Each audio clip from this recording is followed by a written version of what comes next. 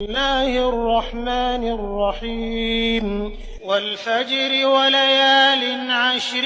والشفع والوتر والليل إذا يسر هل في ذلك قسم لذي حجر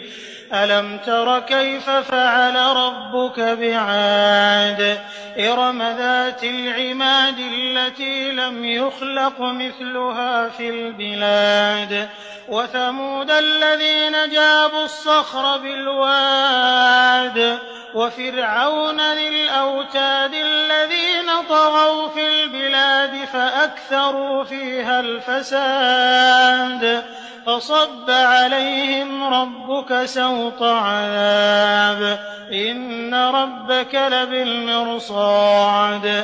فأما الإنسان إذا ما ابتلاه ربه فأكرمه ونعمه